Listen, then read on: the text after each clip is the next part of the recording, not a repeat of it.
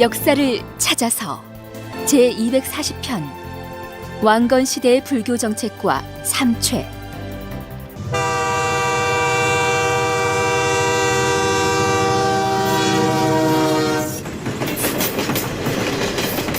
열차를 타고 사찰을 가까이에서 볼 수 있는 곳은 거의 없다.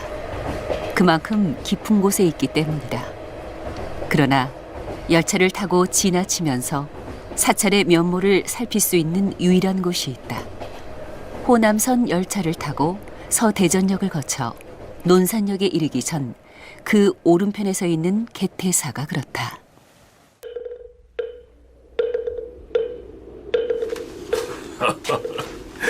어서 오시오.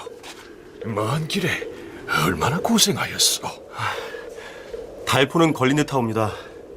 매서운 북풍에 맞서서 산길을 걷자니 이렇게 늦었습니다.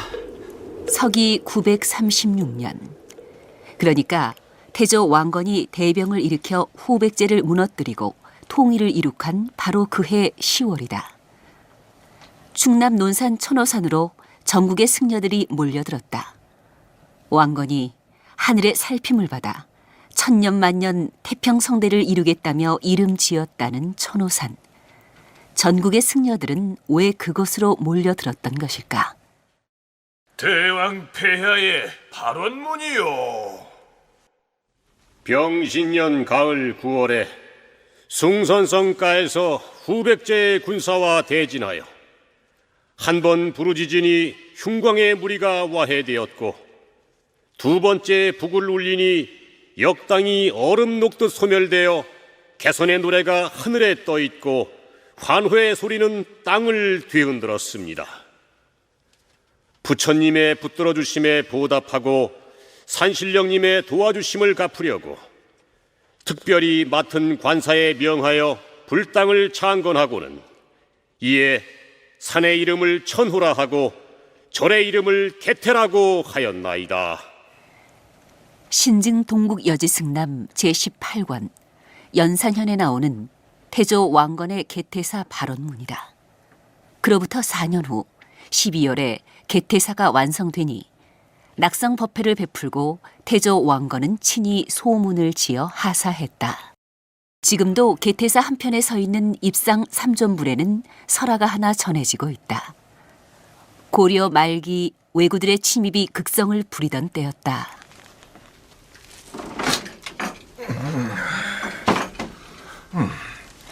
향은 비웠느냐? 예, 큰스님. 저 하운데 근방으로 몇 날 며칠째 왜구들이 횡포를 부린다고 하옵니다. 그래서 백성들의 살림은 불에 타서 잿더미가 되고 목숨을 잃는다고 하옵니다. 우리가 왜구들의 횡포에 눈을 감아서야. 알았다. 어서 연불이나 시작하자. 큰스님. 이놈아.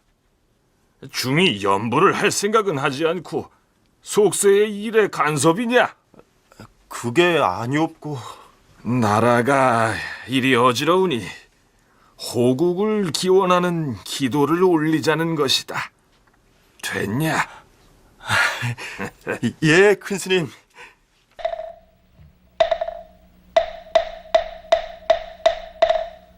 흥고업지는 수리스레 마수리소소리사 대웅전을 무너뜨려라!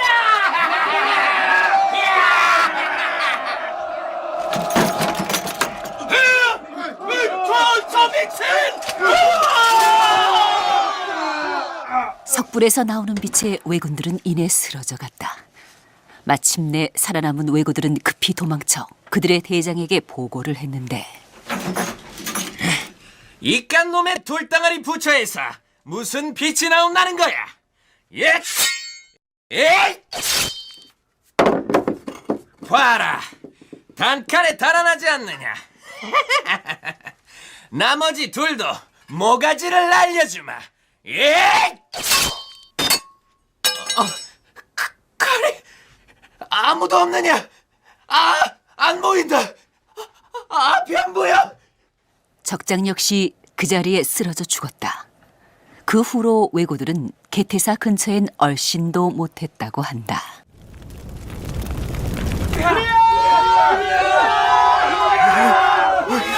이런 난리가 있나? 집집마다 온통 불마다 새그려. 불을 지른 사람은 없는데 매일같이 저렇게 불이 나니 어쩐 일이고? 보시게 젊은이들 개태사로 가보시게들. 개태사? 할멈, 그 무슨 말씀이요? 내 어젯밤 꿈에 부처님을 배웠다네. 부처님을 개태사의 불상을 원래대로 복구하고 정성껏 불공을 드리게나. 그리하면 화를 면할 수 있을 걸세. 그게 참말이오? 개태사라? 우선 가보세라. 마을 사람들은 개태사를 찾아 칼로 잘린 입상 3존부를 복구하고 정성껏 불공을 들였는데 이후로 불이 사라지고 마을은 예전처럼 평화를 되찾았다고 한다. 왕건은 후삼국을 통일한 후에 왕권의 안정을 위해서 여러 가지 정책을 세웠습니다. 그 가운데 중요한 정책이 불교를 국정의 기본 정책으로 한다는 것이고요. 또 하나는 북진 정책을 꼽을 수 있을 것입니다. 물론 여기에는 민족 화합 정책도 포함됩니다. 그러면 오늘도 상명대학교 명예교수이신 최규성 박사님을 모셨습니다.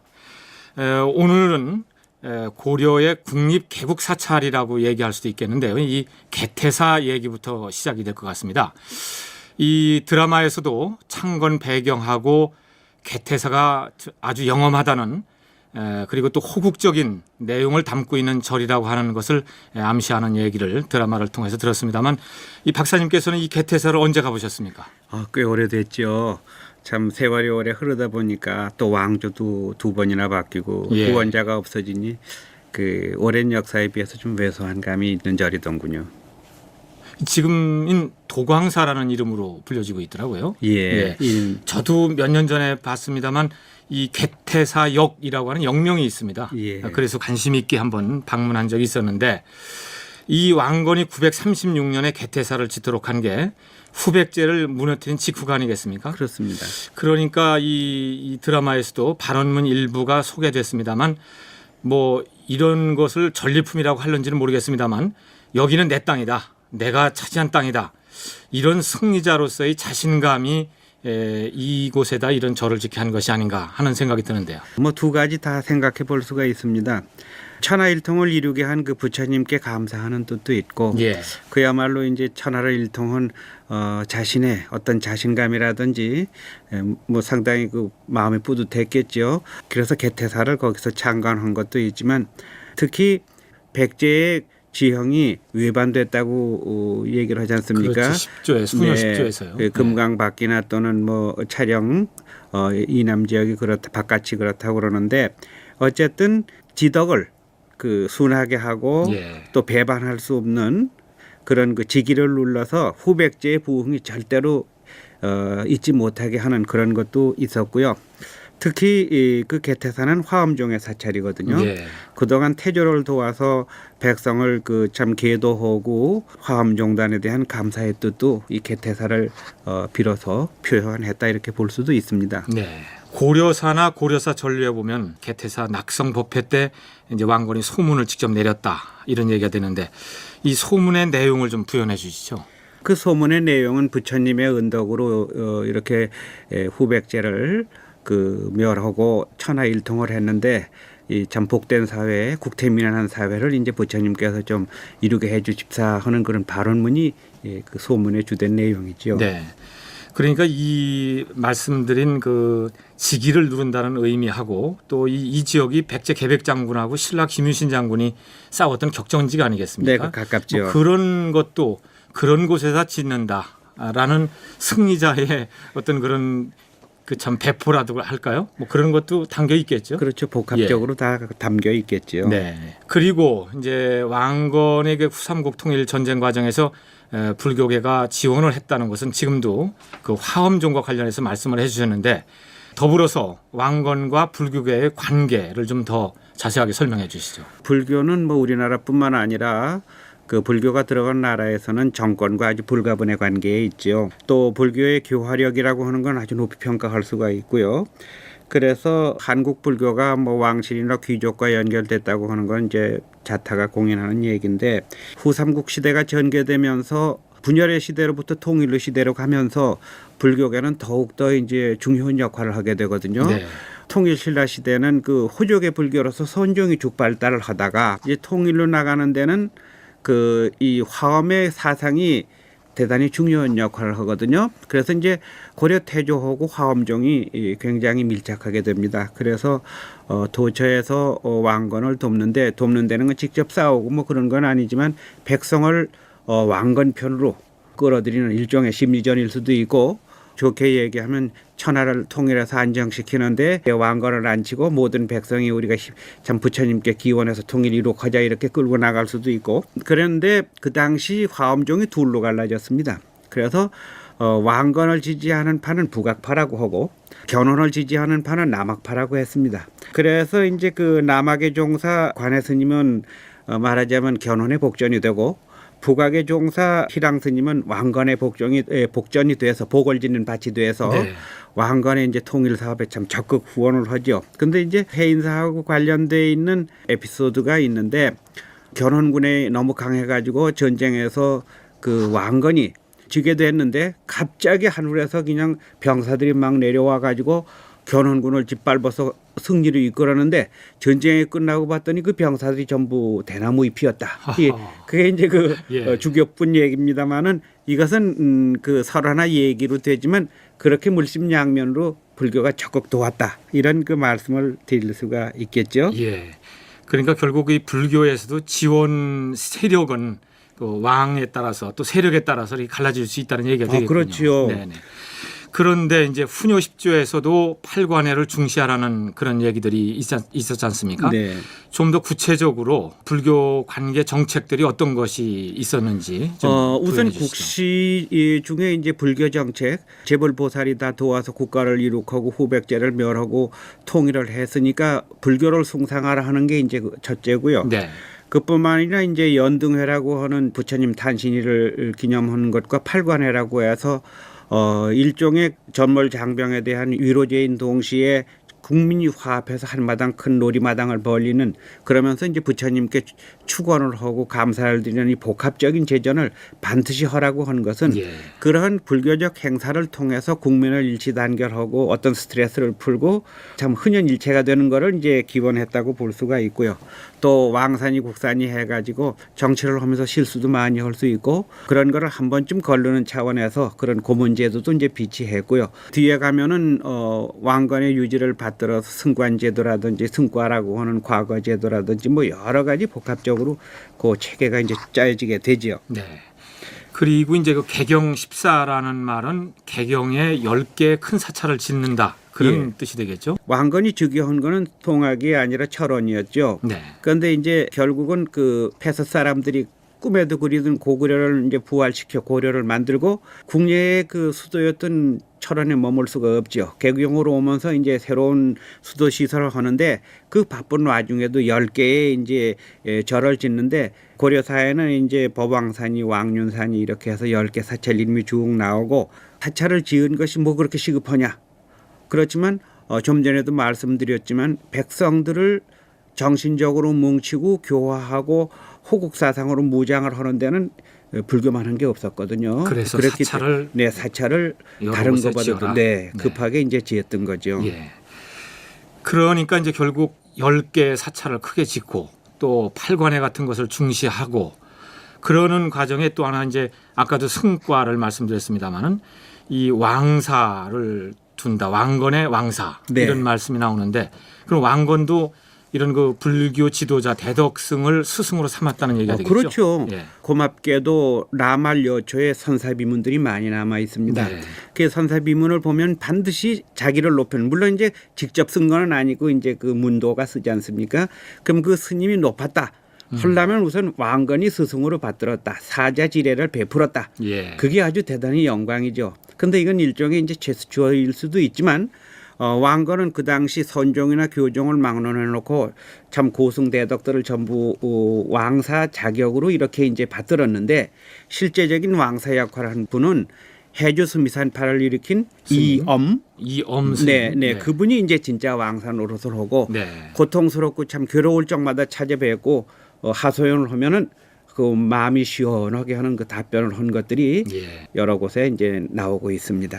그러면 이 왕사라고 하는 게 국사하고는 어떻게 다르고 또 이게 어느 정도 제도화된 건가요? 우리나라 불교 관련해서? 그렇죠. 태조 때는 그냥 왕사 제도만 있었고 광종 때 가서 이제 왕사 국사 제도가 있어서 이제 탄현과 해거 스님을 모셨다 이렇게 나오는데 공교롭게도 12세기 인종 초년에 송나라에서 사신으로 서궁이 왔거든요. 그렇습니다. 이제 이 얘기는 좀 유명하니까 나중에 나올 네. 기회도 있겠습니다만은 그 서궁이 쓴 고려도경 속에 아예 그 국사조라는 한 조를 만들고 뭐 어떻게 설명을 하느냐면 고려도 국사가 있는데 이것은 중국의 그 승관제도가 아주 비슷한 거다. 예. 근데 또 왕사라고 하는 게 있는데 국사보다 1등이 높다.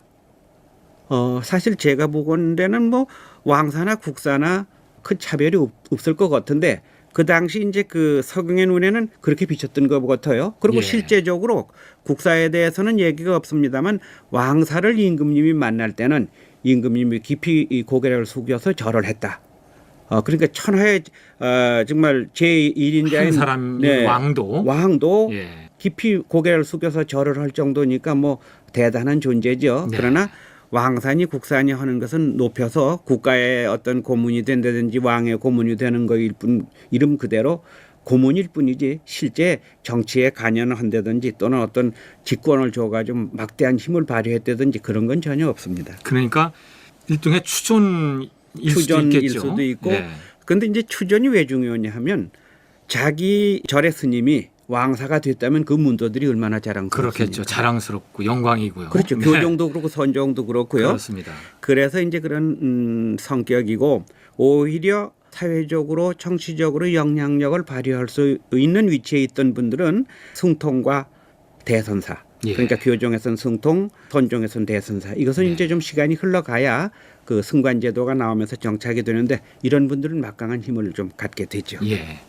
그러니까 왕사 국사라고 하는 법계는 국가의 고문이면서도 불교계의 어떤 최고 어른들 어른으로 모셔서 함께하는 예. 그런 의미가 되겠는데 그런데 이제 말씀드린 어느 정도의 그 제도화가 됐다면 일반적으로 우리는 무학대사를 유명한 왕사로 알고 있지 않습니까? 네. 그 이후에도 그럼 계속 됐나요? 이런 제도가? 그럼요. 그래서 송광사가 보면 16국사, 예. 국사전이 있고 고려 왕조가 475년간 유지되면서 많은 국사들이 나오고 또 이제 그 국사의 어떤 법통도 이어가고 하는데 이제 마지막으로 무학대사를 얘기하게 되는 것은 그때 이제 불교 국가인 고려가 망하고 유교 국가, 특히 성리학적 이데올로기를 국가의 이제 통치 이념으로 삼은 조선 왕조가 들어서면서도 여전히 끄떡없던 분이 무학대사였지 않습니까? 예. 그래 어쩌면 마지막 왕사였다. 물론 그 뒤에 또 나옵니다. 그 왕사 폭인분이 나오지만 그건 이제 보호 화상이 좀 특이한 성격이고 하니까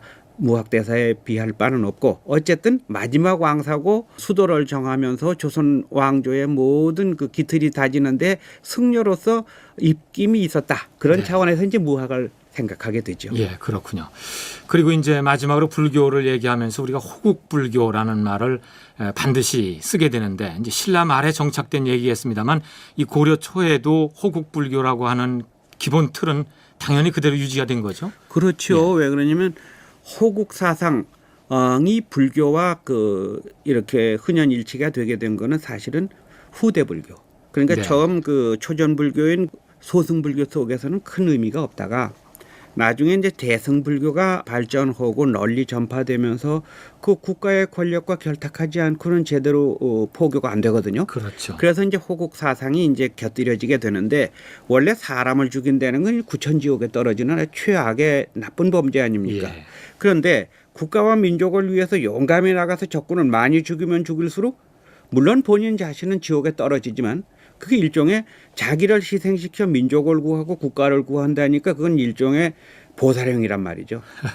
그래서 참 전쟁에 용감무쌍하게 많은 승도들 그리고 승려들이 앞장서서 싸우죠. 그 우리나라는 승병의 이제 전통도 강한데 마찬가지로 삼국이 왕권을 강화하고 국가의 힘을 모아가지고 통일전쟁을 이룩하는 과정에 불교를 이용하고 활용했기 때문에 호국 사상을 삼국이 다 갖게 되고요. 네. 특히 이제 신라의 유명한 황룡사 구충탑이라든지 사천왕사의 건립이라든지 이게 다 호국 사상과 관련이 있습니다. 그 황룡사 구충탑이 건립되는 건 철저한 신라의 호국 신앙의 어떤 표징이 일할 수밖에 없습니다. 대표적인 사례이고, 네.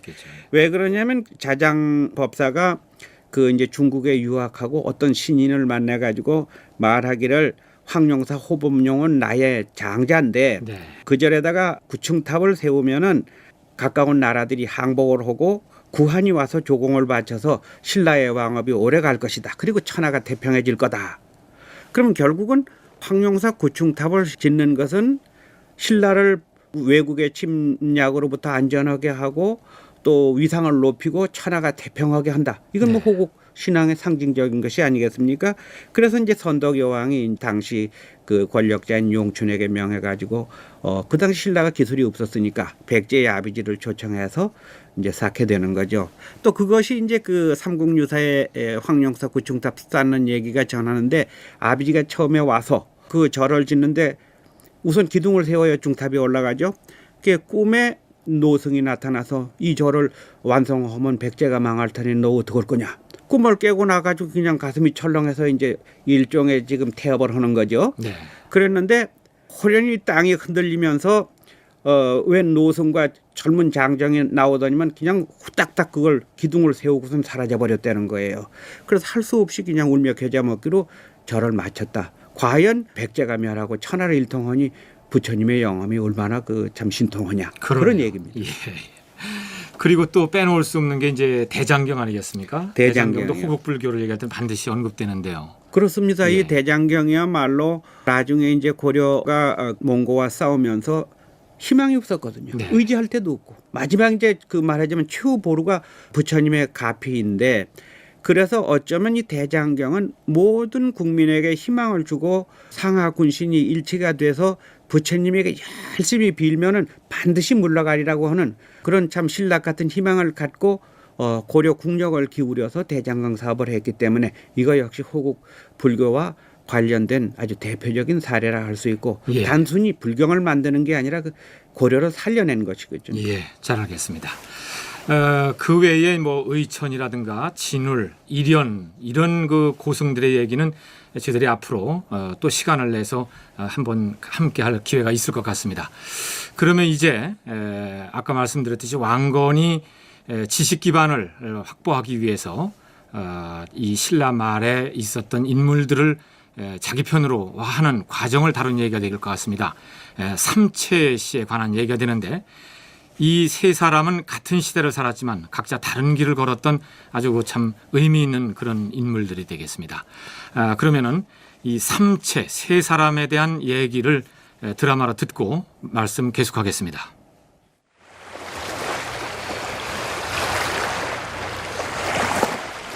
나리 어서 오르시지요. 어서 배에 오르거라. 다녀오겠습니다, 아버지. 시원아, 예, 아버지. 그만큼 당나라는 멀고도 가까운 나라니라. 학문을 갈고 닦으면 당나라는 내게 가까울 것이요 멀리하면 당나라는 영영 먼 나라가 되느니라. 서기 869년 12살의 신라도령 채치원이 아버지와 이별한다. 때는 통일 신라가 기울어질 대로 기울어져 갈 무렵 귀족들과 대신들은 정권 다툼의 소용돌이에 휘말려 있었고 민심은 흉흉했다.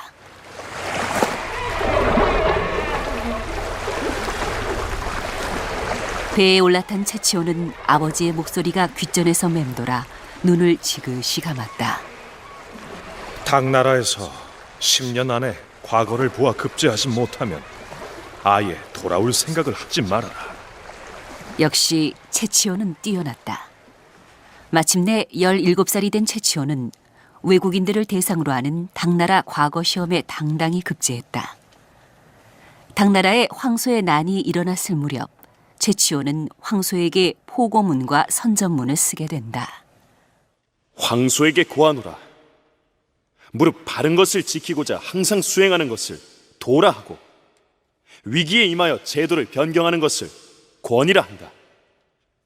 지혜로운 자는 시절에 순응함으로써 성공할 수 있고 어리석은 자는 이치를 거스름으로써 실패하게 되는 법이다. 그러한즉 비록 일평생이 하늘에 달려있어 죽고 사는 시기를 알기 어렵지만 만사는 마음먹기에 달렸으니 잘못된 것을 알려주겠노라. 지금 나는 임금의 군대로 전투 없이 평정코자 하는데 이는 임금의 정치는 은혜를 베푸는 것이 먼저요 주살하는 것은 뒤의 일이기 때문이다. 그러나 만약 항복을 하지 않는다면 장차 상경을 수복하고 임금의 명을 받들어 간사한 음모를 기어코 분쇄하고야 말 것이다. 이런 망할 놈의... 여봐라, 대관절 이 포고문을 누가 쓴 것이냐? 신라인 최치원의 글이라 하옵니다. 어찌하면 좋겠나이까? 동태를 살피어 철수 준비를 하라. 물론 황소는 군사를 거두어 후퇴했다. 당나라 희정 황제는 최치원이 쓴 토황서 경문으로 황소를 무찌른 최치원의 공을 높이 샀다. 그러나 27살 무렵 최치원을 기다리고 있는 고국의 운명은 이미 부패의 구렁텅이에 빠져 있었다. 이북의 치원, 자네가 올린 시무십조는 어찌 되었는지 아는가? 모를 리가 있나. 고위 대신들이 이리저리 돌리고 돌리다가 지금은 어느 아궁이인가 들어가 있겠지. 자네도 짐작은 하고 있구먼. 이미 신라 조정은 썩었다는 소문이 바다하네. 이런 판국에도 정치에 최선을 다하려는 자네가 가엾으이. 하면 어쩌겠나. 여보게, 백성들도 신라 왕실에서 이미 마음이 떠나버렸어. 궁예와 견혼을 찾아 도망치는 사람들도 많다고 들었네. 이제는 여왕께서 왕위를 헌강왕의 서자인 요에게 물려준다는 소문까지 돌고 있네. 무엇이? 그게 사실인가? 조금 전에 듣고 오는 길일세. 어쩔 셈인가? 자네가 나서야 하지 않겠는가? 신라의 운명도 이젠 다였구나. 최치원은 이내 벼슬을 놓고 방랑의 길을 떠났다. 금오산, 월영대, 쌍계사, 청량사, 해운대 등지를 방랑하던 최치원은 마침내 가야산 해인사로 들어가 도를 닦다가 세상을 떠난 것으로 알려져 있다. 또 한 사람의 최씨인 최승우는 당대의 문장가로 견훤이 후백제를 세우자 책사로 활약했다는 설이 있으나 정확히 밝혀진 바는 없다. 또한 나중에 고려에 들어왔다는 설도 있지만 그 또한 막연하다. 한편 삼체 가운데 최원희는 당나라 유학 후 고려에 돌아와 여러 관직을 돌았다. 그리고 왕건보다 1년을 더 살다가 세상을 떠난 것으로 알려진다. 삼체는 같은 시대를 살았지만 결국 가는 길은 서로 달랐던 것이다. 오, 그래. 좋은 기별을 가져왔느냐. 후삼국 통일 직전 신라의 학자들을 모시려는 왕건의 노력은 대단했다. 삼최를 불러들이기 위해 밀사까지 보냈는데 대왕 폐하, 그게 그러니까 이번에도 실패란 말인가? 최치원은 이미 산속으로 들어가 찾을 방도가 없다 하옵니다. 또한 최승우는 이미 진헌에게 마음을 두고 있다 하옵나이다. 어허, 변이로다. 이런 변이 있나? 그들의 학문을 고려에 유입하면 건국의 틀을 잡는 데 큰 도움이 될 터인데. 옳거니. 나머지 한 사람 최언위가 있질 않느냐? 그 자는 어떠하냐?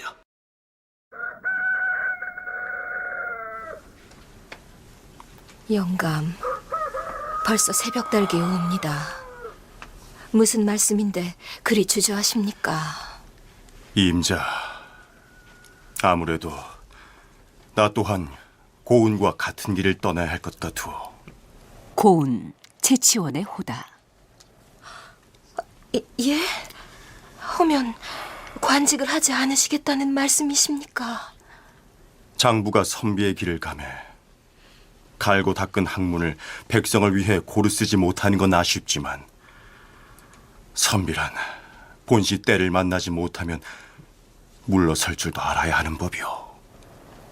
그렇게 채원이 또한 관직에 미련을 버리고 몸을 숨기려 하고 있었는데, 그렇지 않아도 채치원을 잡지 못한 왕건으로서는 그런 보고를 받고 더욱 조급할 수밖에 없었다.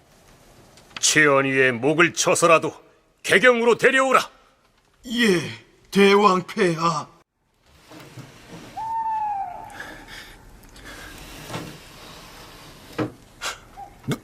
누구냐?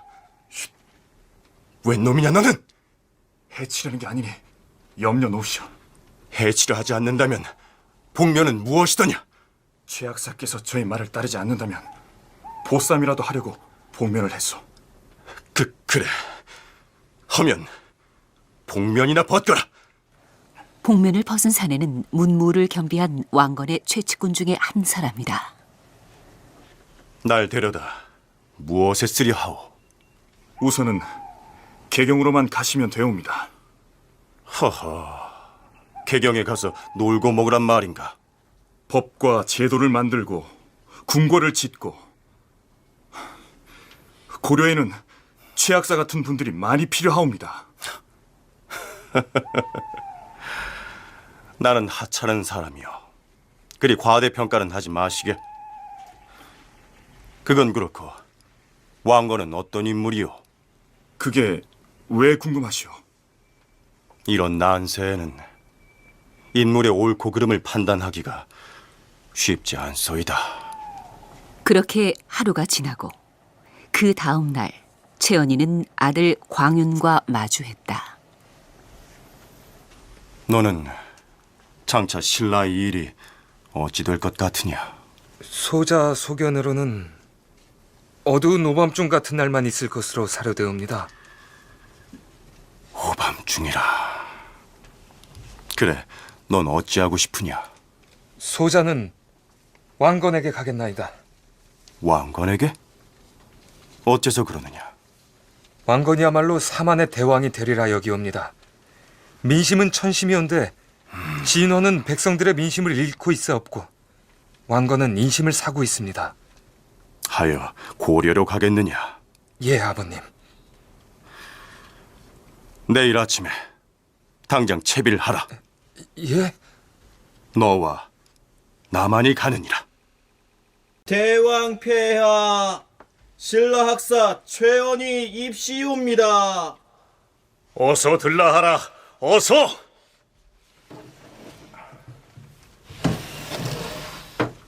폐하, 소인 채원이 폐하를 배우니 광영이옵나이다. 오, 그대가 과연 최악사란 말이오. 어서 이리 가까이 오시오. 성은이 망극하옵니다. 참으로 쉽지 않은 걸음이오. 환영하오. 짐에게 힘이 되어줄 것으로 믿겠소. 미력하오나 충심으로 다하겠나이다. 고맙소, 최악사. 왕건은 최악사를 곁에 두고 국사를 논하는 것은 물론 태자의 삽으로 벼슬까지 내려 대접했다. 어느 날 최공, 예, 저쪽을 보시오. 우뚝 솟은 저곳이 정전, 그리고 저쪽은 정문, 내전, 그리고 편전이 들어설 곳이오.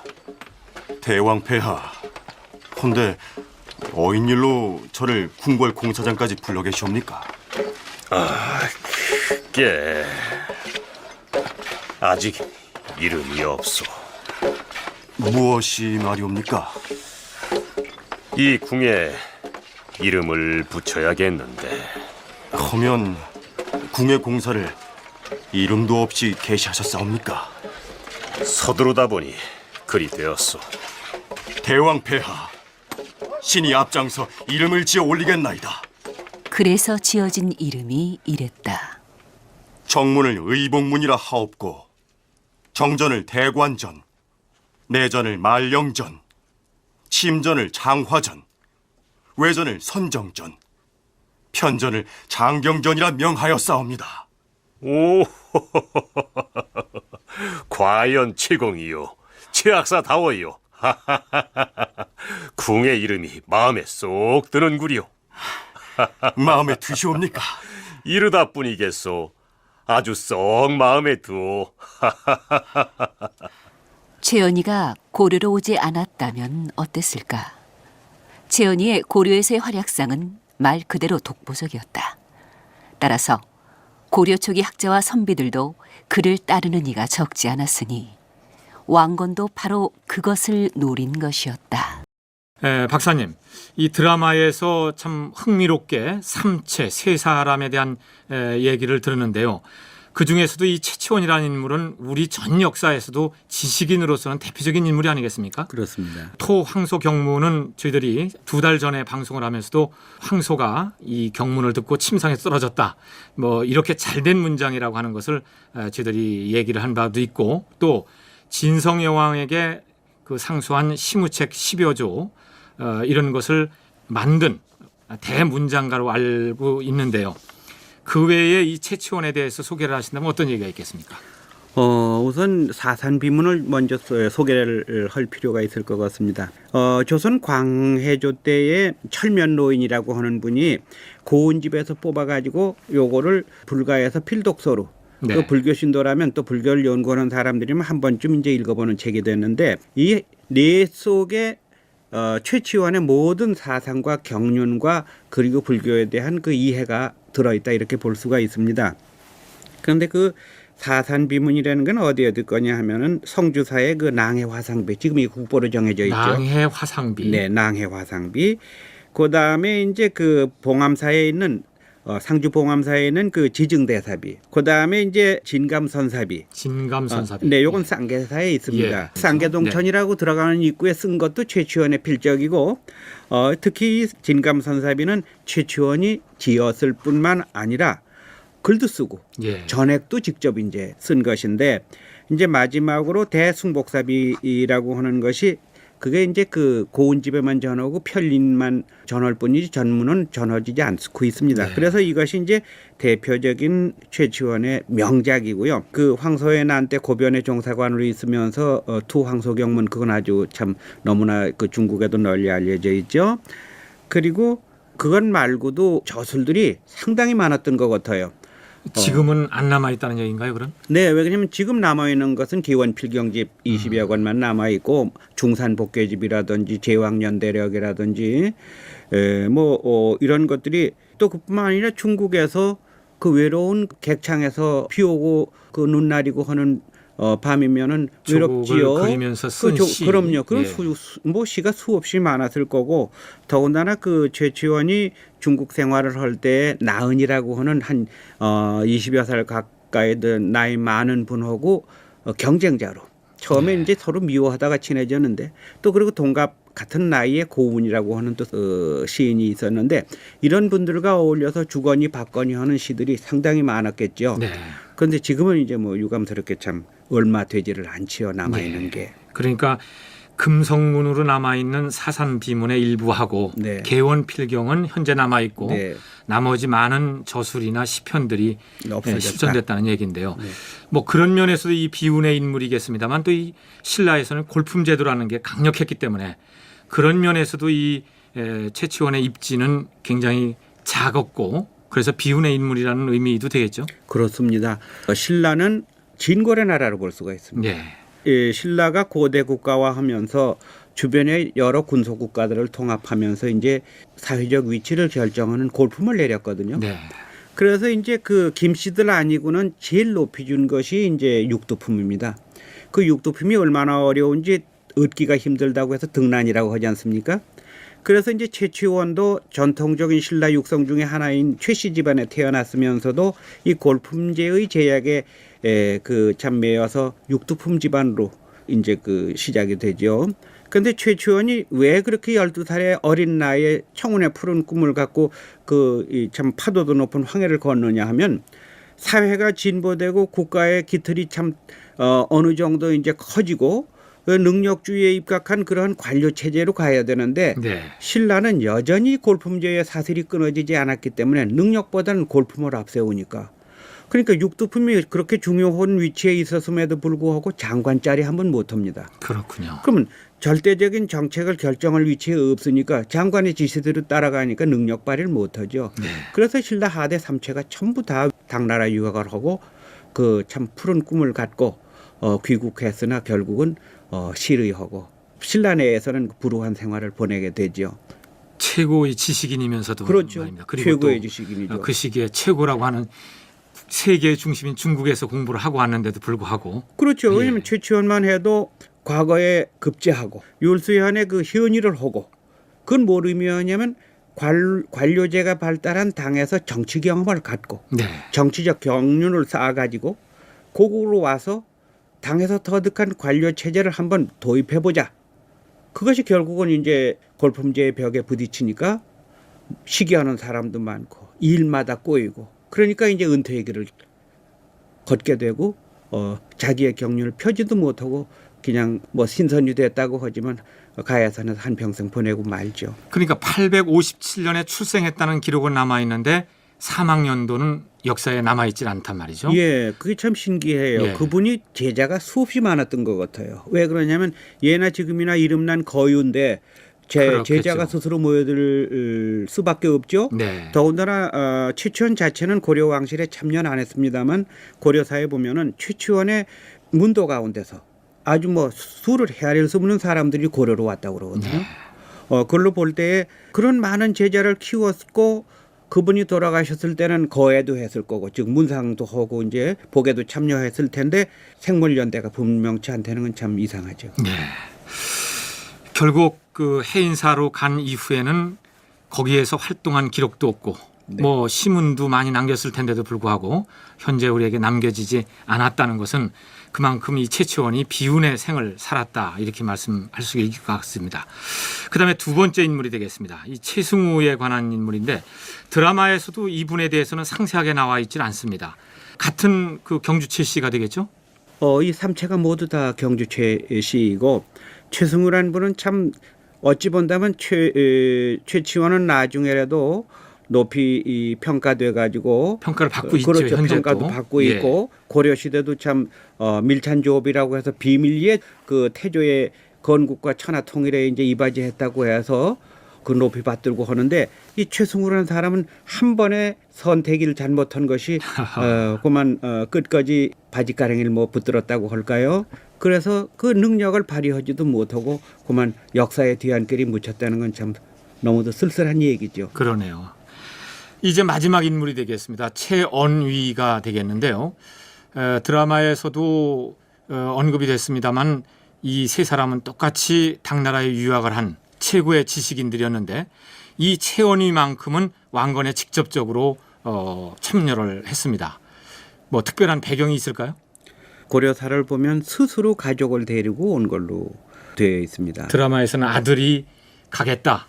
이제 이런 얘기가 나와서 응하는 것 같이 나왔습니다. 있는데 실제는 그 본인이 고려를 선택하는데 그 이유가 분명히 있습니다. 왜 그러냐면 최치원이 그 당나라에서 귀국할 때만 하더라도 아직 신라 조정이 확연히 그 지도적인 위치에 있었고 전국이 흑담 무너지 그렇게 와해되기 시작 직전이니까 그 국가를 도와서 어찌 참 노력하면은 잘 될 수도 있다는 가능성이 있었기 때문에 주저없이 신라 조정에 참여하게 되죠. 그런데 최원희가 들어왔을 때는 신라는 있었지만 그 신라 자체는 이미 빈 껍데기뿐이었죠. 그렇죠. 그 또 가봤자 쓸당이 없습니다. 그러니까 그 고려로 자연스럽게 들어오죠. 더군다나 선택의 폭이 있었죠.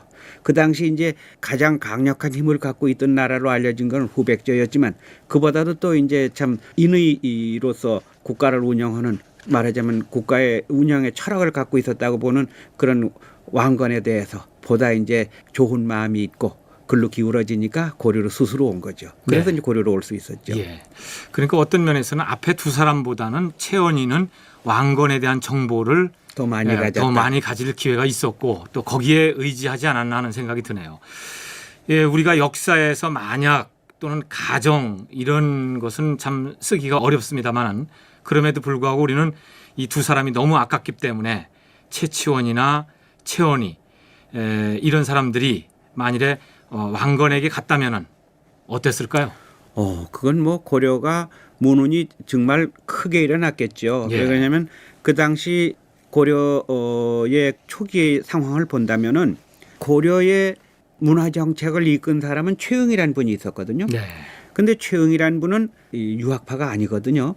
그런데도 불구하고 참 대단한 그 역량을 가져서 그 고려 초기의 모든 문물장전이 이 최응의 머리에서 나왔다고 거의 그렇게 인정하고 있거든요. 네.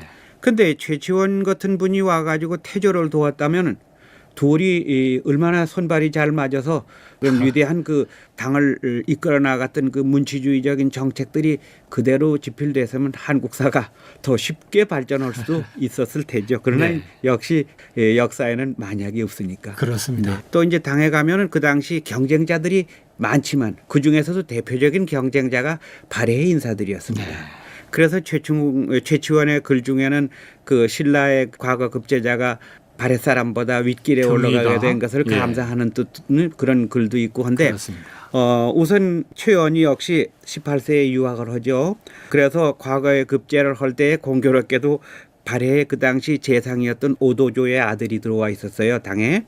그래서 오도조의 아들인 그 오광찬보다도 한 단계 위에 뽑히거든요. 이것은 신라 조정에게 프라이드와 관련되기 때문에 참 인재다. 이렇게 이제 칭찬을 받는 계기가 되죠. 예. 그래서 국내적으로는 골품제의 이제 그 참 한계성을 탈피하기 위해서 길을 쓰고 당나라 유학을 갔고 또 당나라 유학을 가서는 참 열심히 공부를 하는 데는 발해와 경쟁적으로 했기 때문에 또 열심히 했고 또 당은 그 당시 세계 아마 최고의 관료 체제가 발달하고 행정 조직도 참 아주 뭐 더 이상 낫다고 할 수가 없을 정도로 잘 정비되어 있었고 그렇기 때문에 이제 신라의 그 육도품 출신 자제들이 그 당에 유학을 하고 그것을 많은 것을 배우고 귀국해 가지고는 그걸 실현시켜 보려고 노력을 하는데 전부 다 좌절하고 말죠. 그래서 33푸대라고 하는 얘기와 한 가지로 후백제도 가고 또 고려로도 가고 경우에 따른 호족들에게도 가고 그래서 이제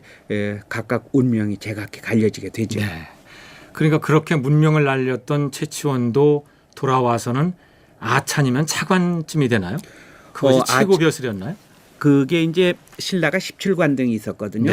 그런데 특이하게도 17관등이 모두 다 그 골품제하고 가로 세로로 연결이 돼서 그래서 대하천부터 시작해서 그 이벌천까지는 진거리 아니면 올라갈 수가 없고 그렇군요. 그러니까 처음 출발은 같이 하는데 육두품은 육관등인 아천 가서 머물고 그 이제 아천까지 가고 머리가 참 백발이 성성할 때까지 관리를 하는데 품관을 높여주지 않을 수가 없지 않습니까? 그러니까 아찬 이게 중아찬이고 아찬 삼중아찬이고 그러면서 갖다 대자를 안 붙여주거든요. 그러니까 육두품이 할 수 있는 최고의 이제 관계가 아찬이죠. 그래도 신라 왕실에서는 최치원을 꽤 높이 평가를 해서 아찬이라는 걸 단번에 내린 거죠. 그나마로. 네. 그리고 이제 병부 시랑 지금 말하면 국방부 차관직을 주는데 육두품 출신이라서 그런지는 몰라도 시자를 붙입니다. 시직. 그러니까 서리. 그러니까 장관이 있고 차관이 있어서 그 차관직에 들어가도 장관 때문에 제대로 용납을 못하는데 제대로 활동을 못하는데 시자까지 붙으니까 국방부 차관이 했더라도 아무것도 못하는 거죠. 그래서 결국은 최치원이 좌절하는 거죠. 그렇군요. 이제 그런 얘기를 듣다 보면은 참 역사에서 만약에라는 이 가정법을 쓰는 건 좀 모호합니다만 그럼에도 불구하고 이 최치원이라는 인물이 참 너무 아까워서 만일에 최원희처럼 최치원도 이 고려에 협조를 했다면 왕건에게 갔다면 어땠을까요? 그 얘기에 앞서서 다른 얘기를 좀 먼저 해야 되겠습니다.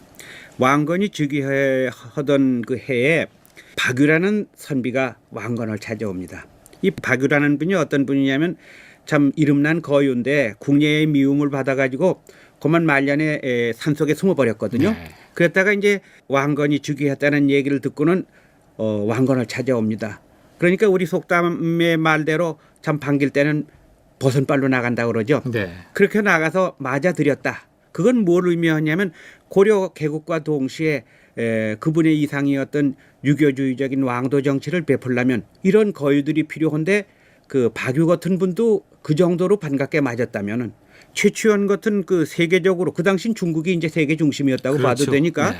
그런 소문이 참 자자했던 거유가 고려로 왔다면 고려의 참 역사는 새롭게 써야 할 정도로 문운이 크게 일어나고 아마 왕건 당대의 왕도 정치가 실현이 돼서 그 뒤에 여러 시련이 없어질 수도 있었다. 이렇게 말씀을 드릴 수가 있겠죠. 말씀 잘 들었습니다. 어쨌든 중대한 역사의 갈림길에서 선택은 서로 달랐고 그래서 삶도 하늘과 땅 차이로 달랐습니다.